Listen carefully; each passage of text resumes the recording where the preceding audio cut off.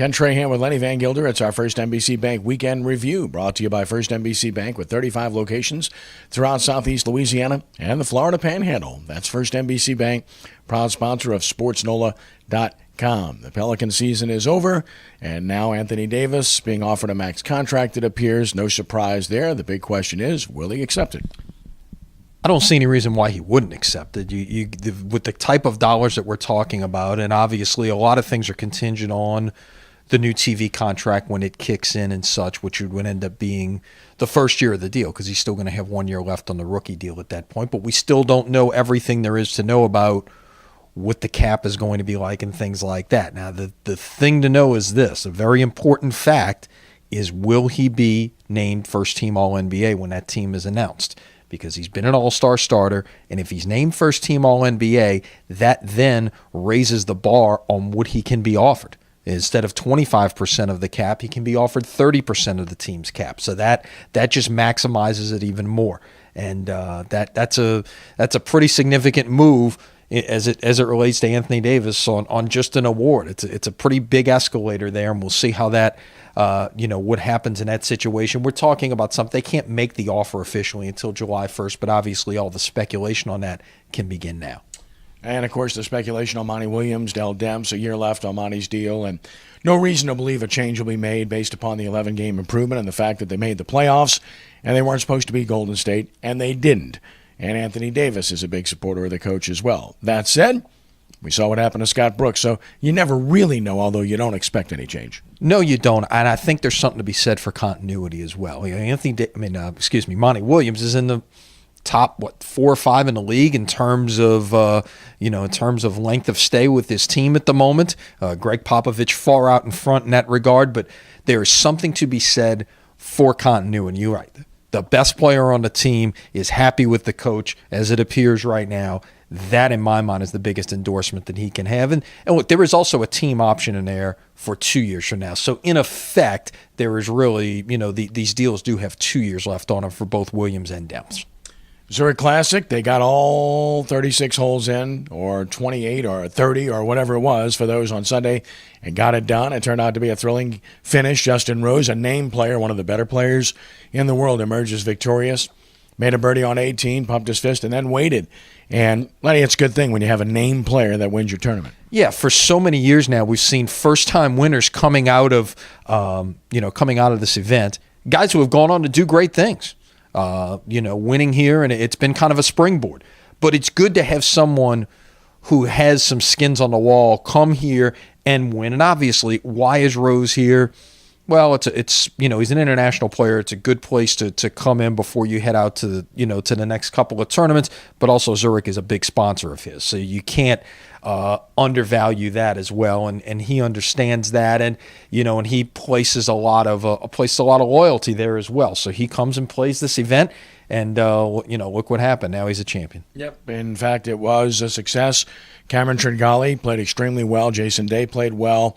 Boo Weekley was there. Listen, it was a pretty good cast of characters near the top of the leaderboard, which should bode well moving forward. Dates will probably remain the same, and the weather, you're always at the mercy there, so stay tuned. The New Orleans Saints getting ready for the NFL Draft. Of course, it begins on Thursday. This is an exciting time for Saints fans and for the Saints themselves. 5 picks of the top 80 overall, letting their position to get a lot of impact players. Position to trade up if they want to. They're in a good position, period. They are. They're playing for a position of strength at this point. It'll be interesting to see just how they go through. Will they look to move up? Will they look to move back and get more picks if they sense the ability to get that? This is kind of a strange draft, and then some of the people you talk to, it's like you've got some pretty clear tiers up there. You really don't have 32 first-round picks on the board, so that pick at 31 is in effect a second-round pick. It's only 2 picks away from the second round, but just in terms of how many players on the board have first-round grades. Now, guys will slip, and that's the other thing that I will be interested to see in this. Are we going to see reaches maybe as we've seen in the past, feeling like, hey, we're playing from the situation where we're pretty well set on a starting lineup. We can go after guys that we think can help us on special teams and maybe be guys who can be starters 2 and 3 years down the road. I don't think that luxury exists anymore. and it will be interesting to see how that changes their strategy in terms of going after players. And look, there's been a lot of character questions in terms of prospects that are out there. Are we going to see any of those types of players land in the Saints' lap, and how will they proceed there? Staying with football, Voodoo lost their fourth straight, 55-42 to unbeaten Philadelphia. They played great in the second half, outscored Philadelphia. Their quarterback, Adam Kennedy, did not miss a pass in the second half. Problem is, you got to play both halves. They were down 34-7 right before halftime. Got to play 60 minutes, and unfortunately they didn't. We're a little late getting started, and maybe they could take the momentum of that second half and carry it over here to the next two home games and try to pick up a couple of wins before they head out on the road. Switching to baseball, the Zephyrs a 4-3 winner yesterday, and back home now, and they're dodging the rain as well, and they're playing better, Lenny. Their record is improving. They are, and of course, when you're dealing with the minor leagues, it's a little bit different animal out there, just in terms of what's on the agenda and such for these guys. It's a lot of individual efforts, and they've already lost some guys to the big leagues. They've already gotten some guys back, so it's how that all shakes out over the course of the year, and how healthy the major league team stays, that they're not rating the AAA roster, plays an important part as well. College baseball, LSU sure to stay number one in most polls, if not all, after winning 2 or 3 from number 2. Texas A&M, sloppy game on Saturday. They weren't able to complete the sweep, but 2 comeback victories on Thursday and Friday. Which you would have going in as a goal. Get 2 out of 3 in this series. It was everything. It was lived up to be. You did mention it got a little sloppy there on Saturday, but the Thursday game and the Friday game, outstanding baseball, and huge 2 wins there for Paul Maneri's team. And a big weekend sweep for Tulane at Cincinnati gets them above 500 in one of the top conferences in the country, which is very important because their RPI is in the 40s. Lenny, if they can have a winning record in their conference, I think they get an at-large bid. I think they do too. Their RPI, like you said, sitting around, depending on which one you look at, somewhere between 40 and 45. We don't see the official numbers all the time, but the important thing now is you've got it in range.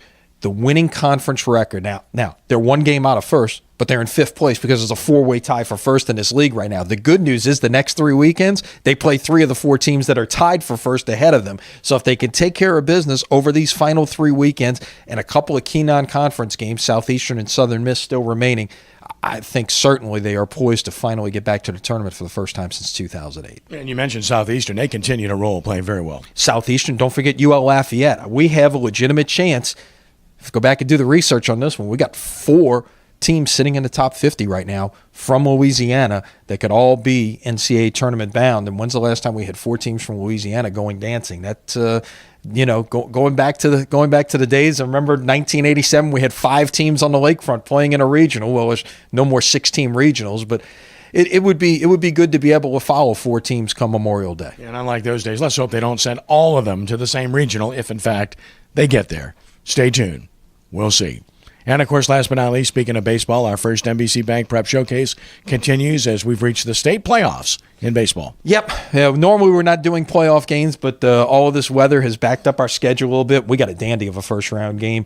2 Catholic League schools meeting up for the 3rd time. They split the regular season series, and the deciding meeting will advance somebody to the 2nd round. Holy Cross and Rummel, Tuesday at Kershaw Stadium. Watch it live here at SportsNOLA.com. Wednesday at 5:30 on WHNO. Look forward to it. Should be fun. Lenny, have a great week. All right, we'll see you later this week. That's our First NBC Bank Weekend Review, brought to you by First NBC Bank with 35 locations throughout Southeast Louisiana and the Florida Panhandle. That's First NBC Bank, proud sponsor of SportsNOLA.com. For Lenny, I'm Kenny. Have yourselves a great week, and God bless you.